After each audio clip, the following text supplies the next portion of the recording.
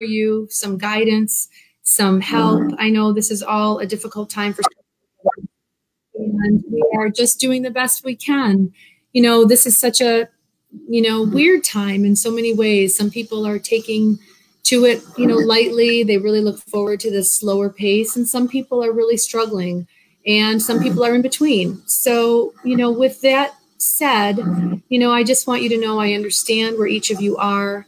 You know, I myself vary from day to day. There are days I just love being home with my kids, although it's very, very busy, homeschooling with them and maintaining my firm and maintaining my business and not knowing, you know, how this is all going to shake out in the end. It's a very trying time, but we're all here and we're all in together.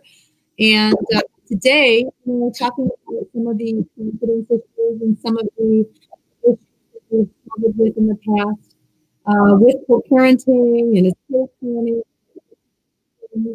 You know, it's one of those things that is difficult. And I just actually muted the next guest that I'm going to bring on today for a little bit. Her computer was feeding back a little, but hopefully it'll rectify when I bring her on. So there's a woman in our community, like so many of us, has struggled with some emotional issues, with some weight issues, and she has taken this opportunity to take time for herself, to build her self-esteem and confidence and really focus on what matters. And that's being with family and making the best of her life and her situation. So without further ado, I'm going to welcome Ashley to she'll be coming on shortly. Hi, Ashley. Hi, everybody. Welcome. I hope you didn't mind. I muted you for a minute because your computer was. It's okay. So, thank you so much for having me here. I'm so excited to share my journey and everything that's going on here in the Silverman household. And yeah, well, Ashley, you look amazing. You look beautiful. It looks like this pandemic, this quarantine is really agreeing with you. Yeah. I mean, I've been working hard and working out and trying to take care of my health, spend some time with my family, work from home. So, you know, can you explain, you know, to the listeners, just real quickly, just a little bit about yourself and your background? And, you know, I just wanted everybody to know that she's just an amazing woman who's achieved a lot and has overcome a lot. So with that said, Ashley, why don't you just tell the listeners a little bit about yourself? All right. Well, I'm from this area. I grew up in West Bloomfield, and I went to West Bloomfield High School. I've always kind of struggled with eating and, you know, being overweight as a child. And through my dancing days and comms and all of that, and I went off to Michigan State and had a few more struggles and worked in the fashion industry in New York for a few years, then moved back here and lost a lot of that weight, a lot of the weight, emotional stuff. And then, you know, I got married, had a baby, gained some more weight, and now I'm back here. I'm a health and wellness coach, been doing this for the last few months, and I love the community I'm in and what we're building and how we're taking care of ourselves and serving the community during this crazy time. Yeah, well, tell us a little bit about, you know, your early and yeah. You know, I know we're live, and unfortunately, the microphone and the audio is really bad, and I don't know. I'm trying to fix it here, and I don't know.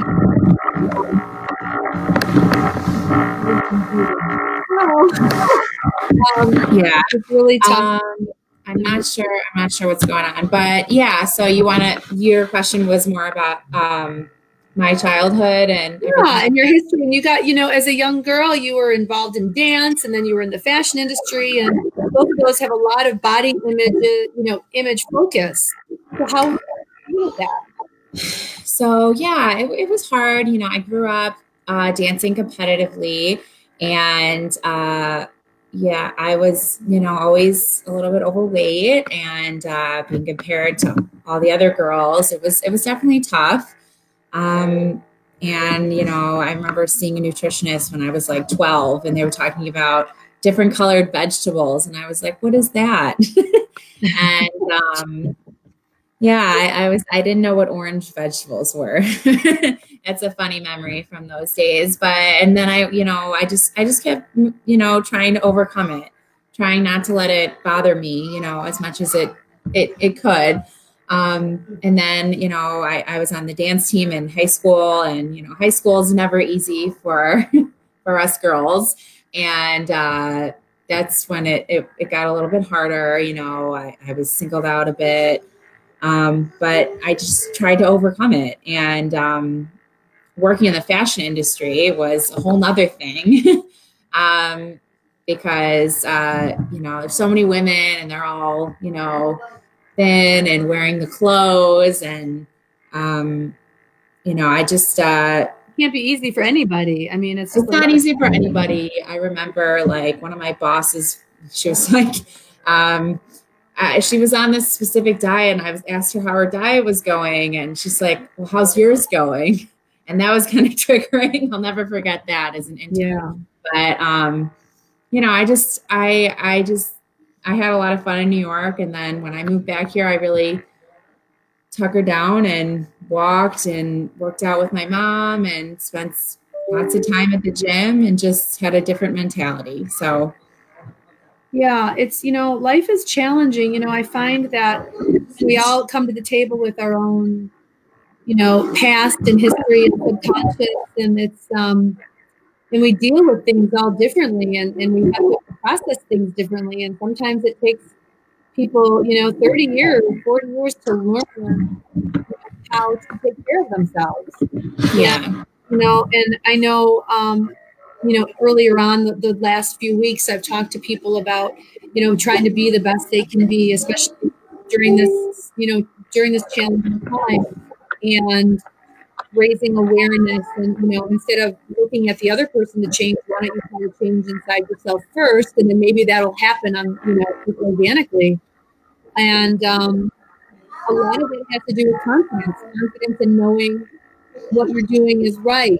And, you know, that being said, how did you gain, you know, some of that inner confidence to really know, okay, I'm making the right choices for myself, and this is where I want my life to be?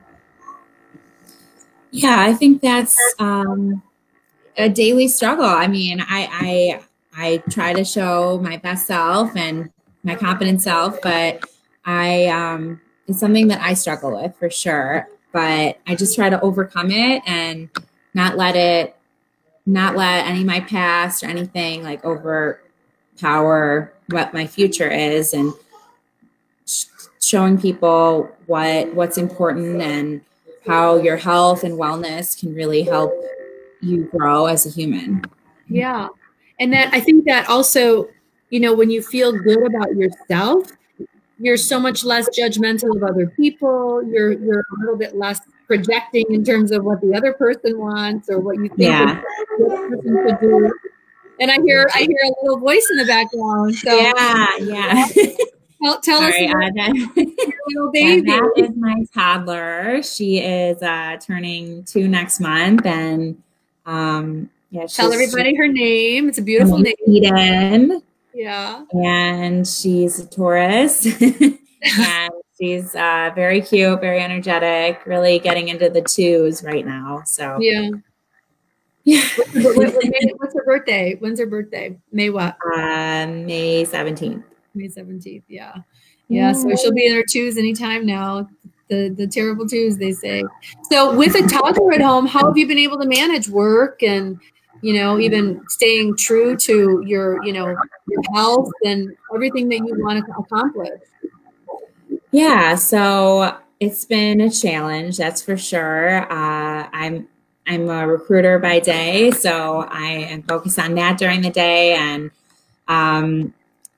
you know, I try to break break out some times to play with her. I've been doing a toddler Zoom call with her class and try to do music class and just take little breaks throughout the day, and then really utilize nap time to get things done, whether it's for my recruiting job or my health and wellness coaching.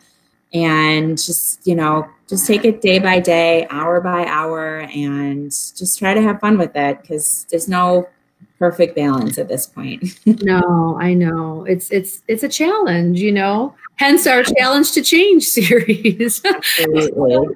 So Ashley, what keeps you motivated though? Like, what's your why? That there's all this talk and, in the personal motivational realm of, you need a strong why to, help get you there, to help keep you motivated. What's your why? What keeps you motivated? Well, I definitely think it's my family. It's my daughter, having a daughter, being a good role model for her and showing her that mommy can do it all. She can, be a good mother at home, work, start a business, and just try to keep everything together. Yeah. As best as I can. And you want to show her strong values and, a mom who hopefully, allows her to have a better life, right? Yeah, definitely. Yeah. They say every generation improves upon itself. And, I know for me, I've really worked hard at changing the overall cultural view of women. I was raised in a very male-dominated family. So doing all that has been a challenge in a way that my brothers never experienced. So, it's, but I see how they are with their daughters, and it was very different from how my father was with me. So it helped to, to grow and evolve. And I want my daughter to have a much better life than I did. So her choices come from a more empowering, confident, person, as opposed to someone who's always looking for that approval from someone else. And it's interesting in the two careers, or the earlier career that you had, the fashion industry. I can imagine in that industry, the actual models themselves are looking for so much, validation and approval. That's a tough area to be in, just a tough space, mentally, emotionally, to always be looking for that validation from outside yourself. Yeah, definitely. I mean, I was going to say, I totally resonate with you talking about working in a male-dominated industry. I worked in my family's furniture business with my dad and my grandfather, and that was very tough. Furniture is already a male business, and then with your family. So I totally understand that. So I've always been trying to pave the way.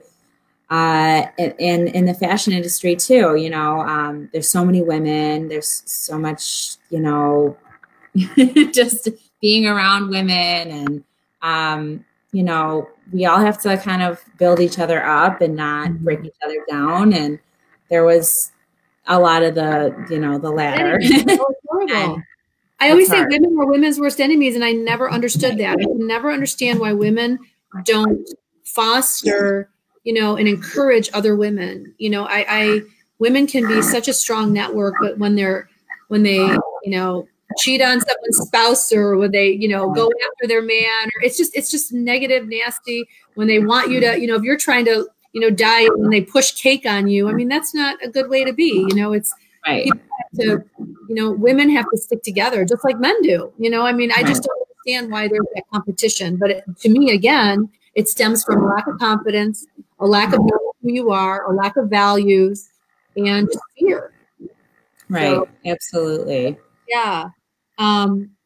So it's just, life is ever evolving and ever changing. And yeah. So tell us now, how have you been managing home right now during this pandemic? Managing my time at home? Yeah. Yeah.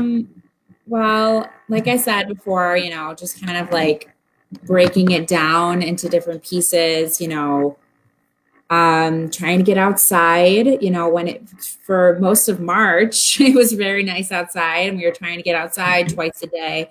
I do a lot of walks. My grandmother lives in my neighborhood, so walking over to her house, and we've been hanging out with her in the garage to keep her a little bit sane. And, you know, yeah, I mean, I think I think that would be my number one thing is going outside. And no matter what the weather is, I know it's snowing outside today, but you know, just getting out for like 5 minutes a day and getting that fresh air, and you know, and it's nice to see your neighbors outside, and you know, it's a good feeling. That's great. Yeah, I know. I can't believe it's snowing again today. This weather is just crazy. It is very crazy. It's nice that you're, you know, taking care of your grandmother. I know for the elderly, especially, they feel so isolated and helpless. Right. There's not a lot that they can do. You know, and it's scary for them, as it is for many of us. So, right. So during now, what can people at home, you know, with so much on their plate, for a lot of people, a lot of moms and dads are juggling both a work, you know, schedule at home and still trying to watch their children and homeschool them. How do you think that they, you know, what advice can you give to help them stay motivated, stay on schedule, stay on task, not go crazy? Yeah, well, I think it's definitely hard no matter what situation you're in, whether you're working from home or you're both home or one of you's out. And for us, I'm home, my husband's out working.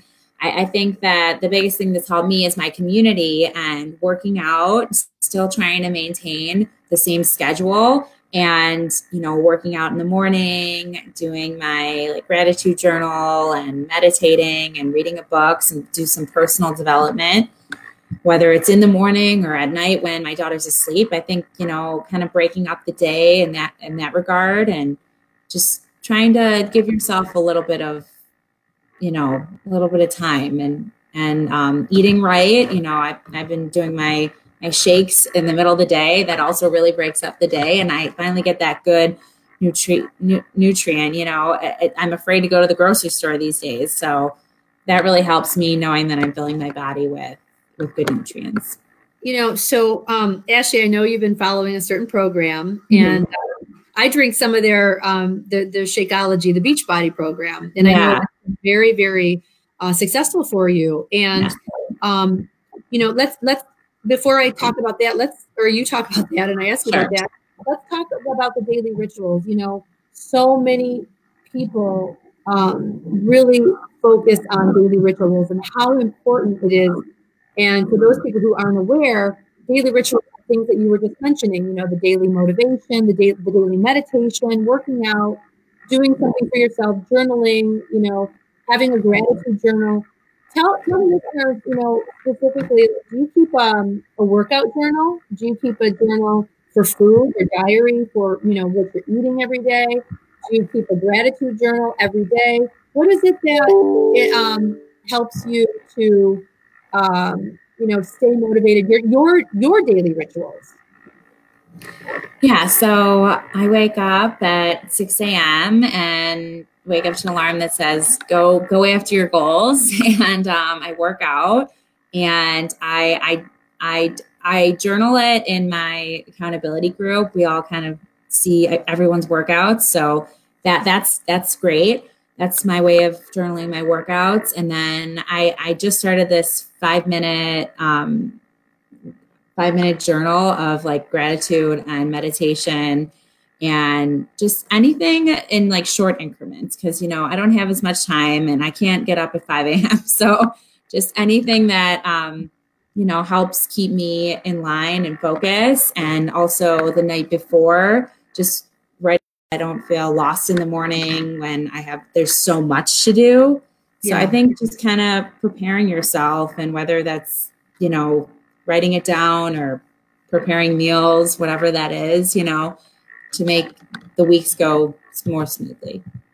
You know, I find too, Ashley, that not being so hard on ourselves. Like, I think some people, you know, say, okay, I'm not going to work out unless I have this hour chunk of time. And I've been finding since I've been home, I mean, I rarely have that hour chunk of time. So like this morning, I was lucky to just do something for 10 minutes before my kids were like screaming, yelling, you know, hey mom, I need your help. I need, you know, for their schoolwork, you know, and it's, so I think I think it's important for our listeners to know that, just doing something is so much better than nothing. And it shouldn't be an all or nothing, black and white. Right. So many of us, I know, when we're dieting or when we're trying to watch what we eat, you have one cookie and you're like, oh, I blew it for the day. So you end up having a whole bag of cookies, right? And we have to get out of that all or nothing mentality.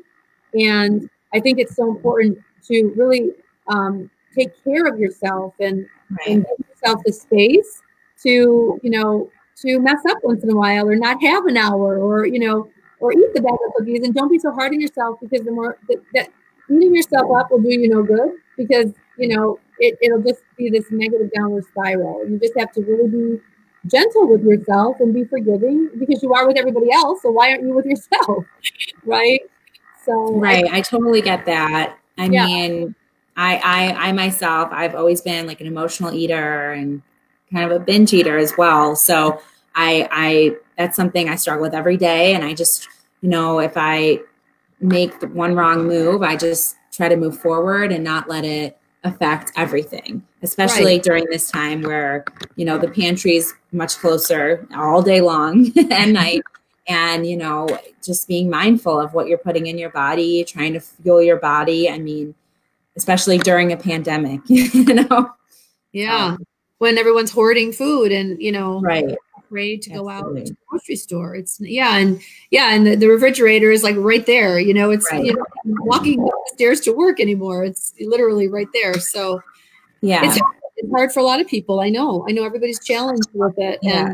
And, but I think that, just doing something, even like you said, putting your tennis shoes on and going for a walk around the block, and it clears your mind too. Refocusing your physical activity will help clear your mind sometimes. So, earlier, we touched briefly on the Shakeology and the Beachbody.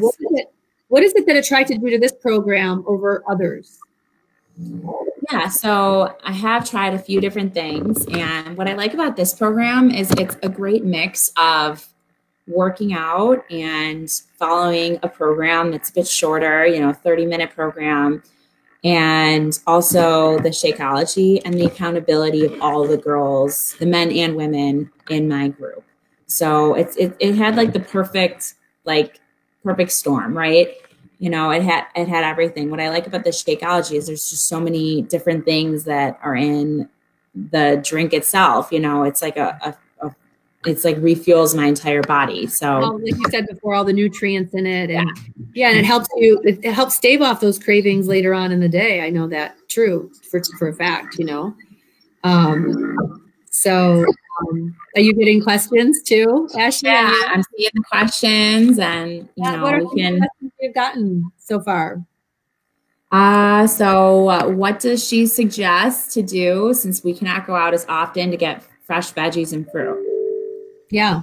So I think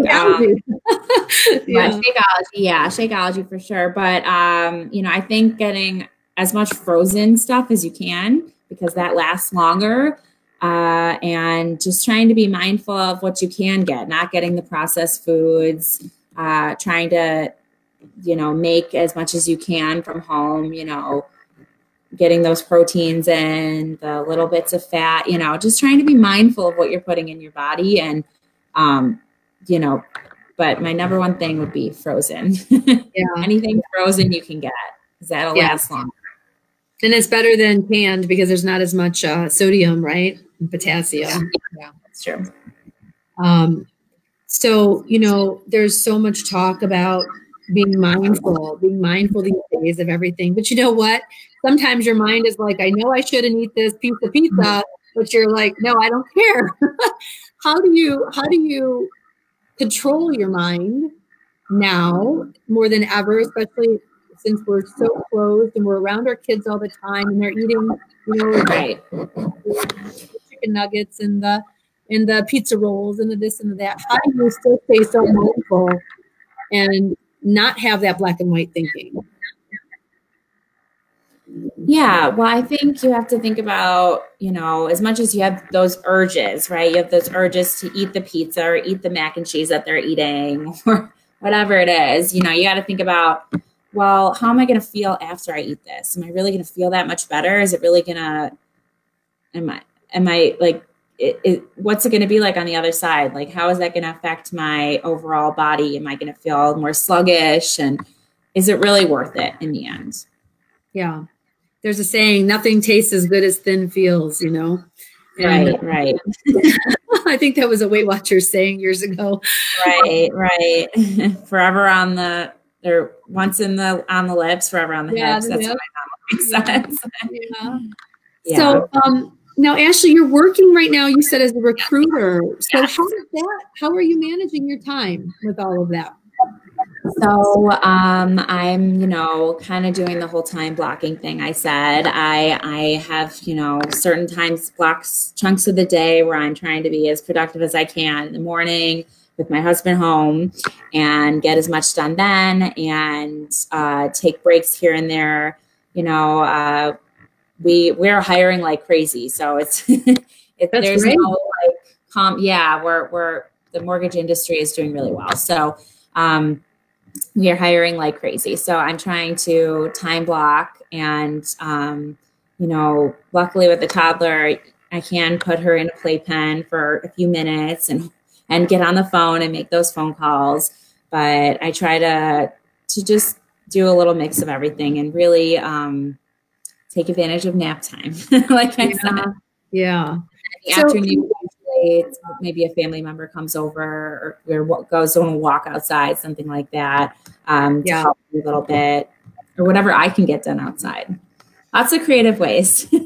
Can you talk a little bit about your job? My recruiting job? Yeah.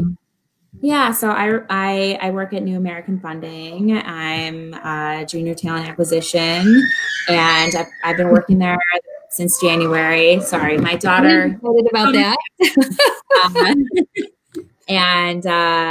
So I recruit loan officers. I work out of the Novi office. I also, we just opened Charlotte in February. So I've been spending a lot of my time on the Charlotte office, recruiting loan officers there and building a presence out there because, it's all banks. So yeah. So do you see that there will be a day when you go back to work or will you be staying at home primarily now with your time?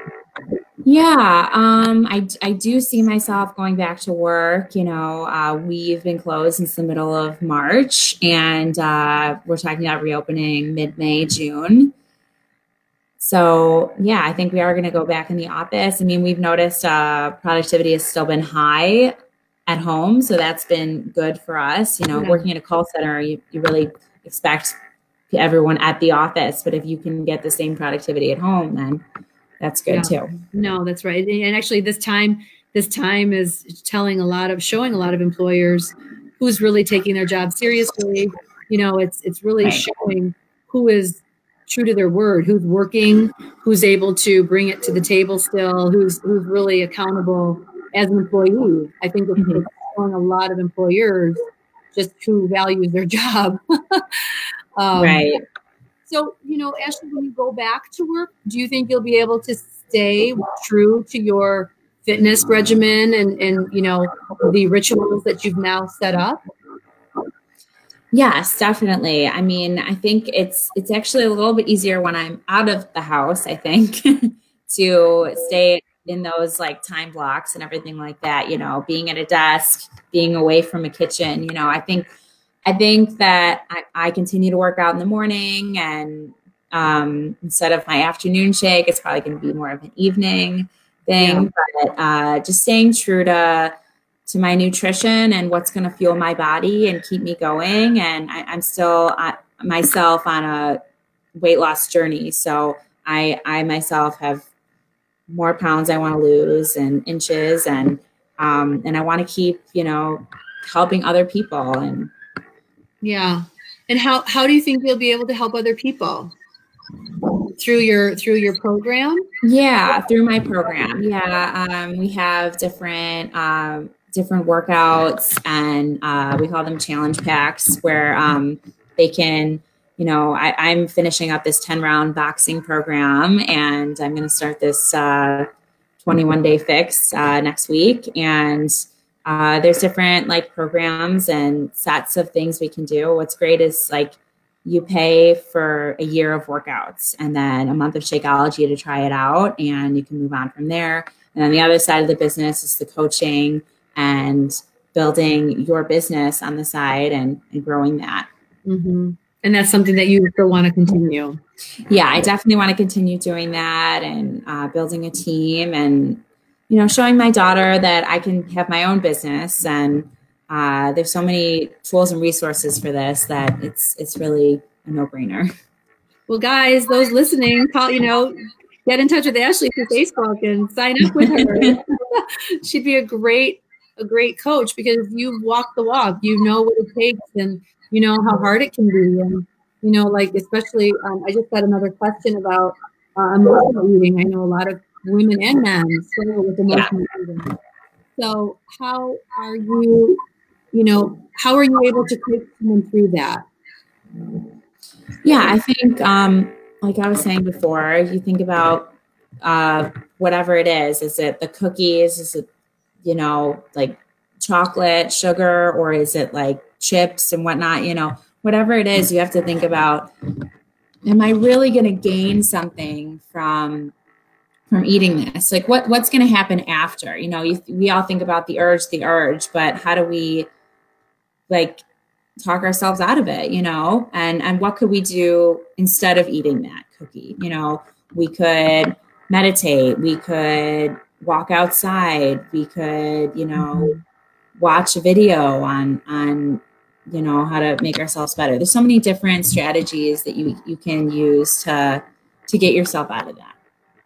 You know, people also talk about trying to reward yourself. You know, so many people say, oh, I need to just have a beer when I get home to, you know, make myself feel better. Actually, during this stay-home order, alcohol sales have risen tremendously, right. You know, and people are drinking a lot more. They're having pizza a lot more, you know, and people reward themselves. Our culture, you know, we reward ourselves often with food. And instead of doing that, it's you know, I like to say, try to encourage other people or even yourself to, you know, get your hair done. Or, well, now we can't, right? Everyone's doing their hair done. But, you know, when the quarantine ends, you know, treat yourself to a massage, or if you lose a certain amount of weight, or if you work out, or if you, you know, set a certain goal, you know, and just, you know, try to make things help you better about yourself. Buy a set of, you know, lingerie or whatever it is, you know.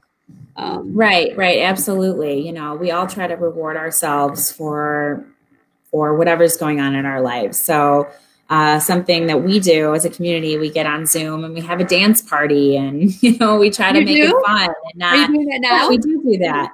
Yeah. Yeah, we definitely do that. And it's a lot of fun, and it makes the weeks not feel like forever, you know. That's awesome. How many people are on your dance party? Oh my God, like at least like 20 or 30 girls. So yeah, awesome. We try to do that every Friday night and make it fun. And, you know, I think instead of reaching for that drink or pizza, you know, find your community, like reach out to a friend. Like this is all a time to kind of bring ourselves back together, whether it's family or friends or whoever else in your life, your significant other, you know, just kind of come back together, you know. Which is, you know, it's kind of paradoxical in a way, because although we're all isolated, you know, we're trying to come together as a community, even though logistically we're not together. You know, it is forcing us to step outside of ourselves and reach out to those people, so that you don't feel so isolated, or reach out to the elderly, or your, you know, your grandparent, or your neighbor, or, you know, like you said, you know, have those Zoom parties. We're not running around too much with all these activities and work, but we're home, but you can still have that community feeling. And I think that's so important, to come together, because we're all together. Right. Like I said earlier, we're all experiencing it differently. Some people are reveling in the free time, and other people are just freaking out, you know, so it's we're all experiencing it differently. And I think we all have to respect how we're experiencing it. So I have a question here. Someone not being social has really affected her. How is the online community for fitness? Do you have any, other than your, the beach body workouts, do you have any other online fitness routines or, that you can recommend? Yeah, I mean, there's so much out there, I think the thing is like, try not to see all the people that are, so fit and so perfect and not let that affect you negatively. But yeah, there's so many little things, just little movements. I mean, if you have weights at home, just doing a few reps of those. Sorry, it's my tongue. That's okay. All right. She survives this. That's good. Yeah. So like I was saying, like some reps with weights and, doing any sort of like ab routine and just getting creative, and finding different things. Like there's lots of videos on YouTube or. Yeah. I was going to suggest YouTube or even, if you don't have weights at home, pick up, a gallon of milk or whatever it is. And, there are a lot of books or even just like water bottles. Like I was reading something online. My cousin was waiting for her weights to come in, and I'm like, well, you could, for this amount of pounds, you can use like a water bottle or or I mean, a jug of milk is probably like 7 pounds. Right. So there's so many different things you can do, and even like using like tables to do little like push-ups and chair. There's lots of chair workouts. There's lots of different things you can do and get creative and do it as a family. I've seen a lot of like family yoga happening in my daughter's classes and all around the community. So there's just, I think doing it together is a big thing. Having that togetherness. Yeah, and like you said, having your kids join you, it's so fun. And they'll get a kick out of it too. And yeah, definitely. I know whenever I try to do anything on the floor, sit-ups or whatever, my dog is all over me when I do that. So right. Yeah. So what? There's another question. Specifically, people want to know, what are you eating to lose your weight? What other than the Shakeology, and how are you managing your food on a daily basis? Yeah, so I think what we have is this container program where I'm allowed to have like a certain amount of like carbs, veggies, fruits, fats. Portion control, right? Yeah, it's more of a portion control thing. And if you don't have, containers, you can always use your fist and your palms. Like there's a certain, you know what I mean? There's a certain amount of portion you can have. So I think just making sure I'm kind of getting a good range of everything, right? So I'm getting my proteins in, I'm getting my veggies in. Veggies are important, which I kind of throw into the shake, which helps. And try to make sure if you're going to have a carb, I would have it in the morning. That's the best time to absorb carbs, and just kind of limiting the oils and just being more mindful of what you're putting in your body. And there's lots of different plans out there, So I know that there's all these fad diets, they talk about keto, and then they talk about, paleo. And then for a long time, this is a question actually, and then for a long time, they're saying don't eat any carbs. And now, only eat carbs. And it's very confusing. And then there's all the fasting. And what do you recommend for someone, who's tried it all and nothing really sticks? Right. Well, I think going back to what I was just saying, like portion control, I think depriving yourself of carbs or chocolate or any of that is just going to make it harder. So I think doing it in portions. We also have like a few different things. Like we have like a 3-day reset, a 21-day reset, just to kind of reset your body. Those are a couple different options, but portion control and having a little bit of everything really makes it easier. So I have found that typically restriction leads to, overindulging later. And I don't care if someone's on a very restrictive diet, even if it's 3 or 4 or 5 years, unless they can do that for the rest of their life, they will go way back. So I guess it's, to each his own. If you can keep a diet or a type of diet as a way of life, whether it's paleo or keto or even the intermittent fasting, if you can do that and you see yourself doing that 5 years down the road, if it's sustainable for you, then I think it's okay. But most people can't sustain that level of restriction for a long period of time. And that's why most people get all their way back. So like you were saying, keeping it in portions and, allowing yourself to eat everything and having the mindset of, okay, I'm allowing myself, but not overindulging and just, keeping the portions controlled, then I think that's more effective for most people. Yeah, I would definitely agree with that. I've been there too in my past, where I've deprived myself for so long, all of those wedding diet. Yeah. And, I was saying like I was on a diet for my bat mitzvah many years ago, but I think that, life isn't a diet and we need to look at it like what is maintainable, because if you do those kind of crash things, then you gain the weight back and that's not what you want either. So finding whatever is going to work long term. And I totally agree with you. So that's why I think just kind of portioning things out and letting yourself have a little bit of this and a little bit of that and kind of just making it work. Yeah. Yeah. That's great, Ashley.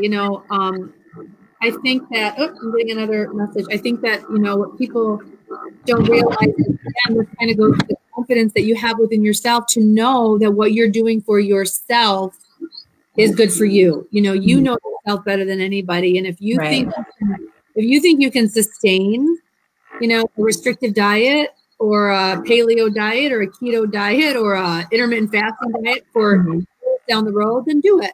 But if you know yourself and you think, okay, I'm going to just gain this back in a few years, then try to do the portion control. And I have another question for you about working out. This listener is saying, do you find that weights are more effective for weight loss or cardio? Well, definitely cardio is more effective for weight loss. If you're trying to lose weight, definitely cardio. But what I like about these programs is it's like 3 days of cardio and then 2 days of weights. So you get a little bit of both, and then targeting those specific areas, Yeah. Yeah. And also to build muscle, you need to add some weights, and because it's muscle burns more fat too when you're resting. Right. Definitely. Yeah.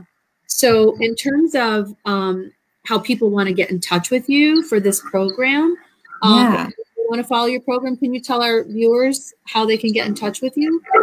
Yeah, definitely. Well, you can find me here on Facebook. I'm Ashley D. Silverman on Facebook, and which is more of a personal page for me, but my Instagram is a little bit more about my fitness as well, which is also Ashley, Ashley D. Silverman, at Ashley D. Silverman. Yeah. And you can follow my weight loss journey and life with a toddler and my husband and everything we're up to. I think it's important too for people to know that, when they're going through any kind of changes, whether it's emotional changes or physical, people, like I said earlier, have to be gentle with themselves. For instance, it didn't take you, 1 or 2 days to have this that you want to deal with. It took you a lifetime. And so it makes, give yourself some space, to give yourself some time to lose the weight, to change the behavior, to put out that addiction.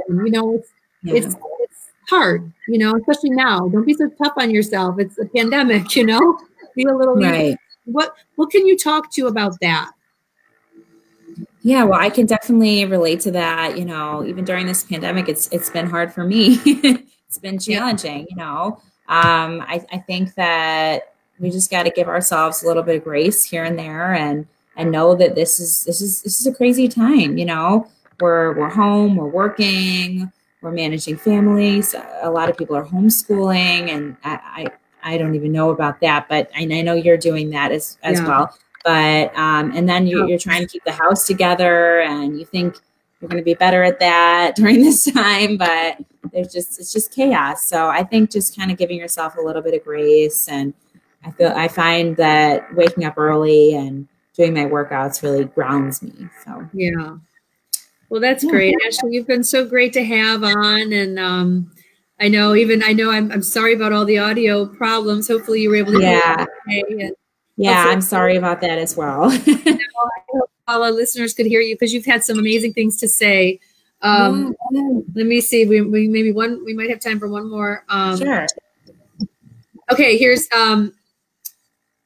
how can I start feeling good about beginning my emotional journey? Are there a few steps you can recommend for me until next week's live? So, what can you say to that? And then I'll speak to it as well. Well, I definitely think trying to do the morning routine. I think that you don't need to have a special meditation. Well, I use a meditation app called Headspace that really helps me go to sleep at night. That can work for some people, but just taking a journal, writing things down. What do you want to accomplish? Like, where do you want to go? Like, how can we, I am statements. Like, I am grateful. I am empowered. I read those every day to myself and my daughter, and that really helps me. So there's a few different things you can do, but I think the hardest step is starting that journey and getting started with whatever you want to accomplish, whether it's weight loss or in business or work life and family, just getting started.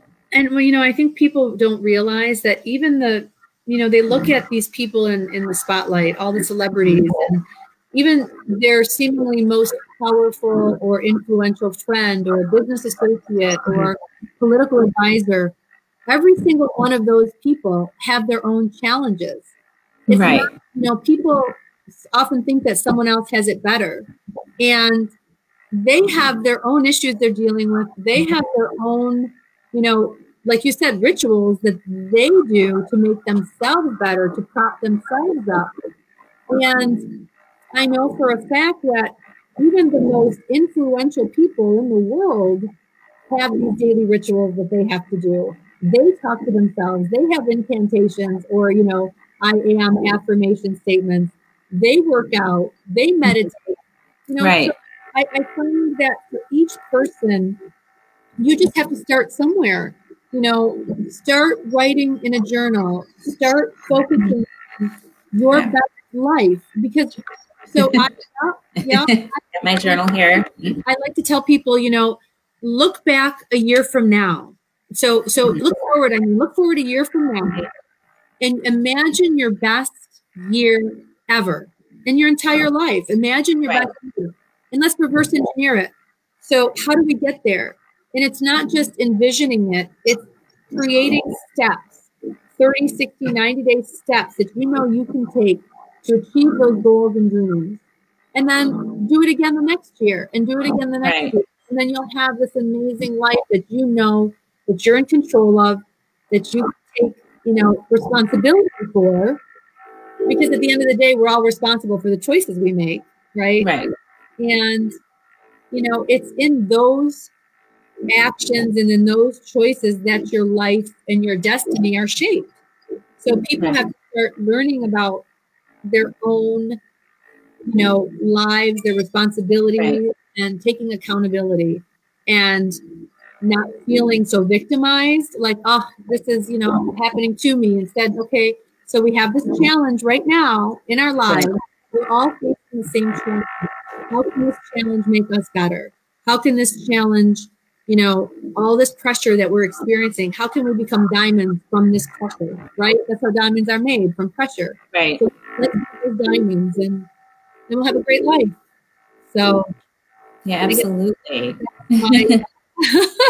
That's my food for thought for all of the listeners out there. And Ashley Silverman, thank you so much. You've been such a pleasure. You're beautiful.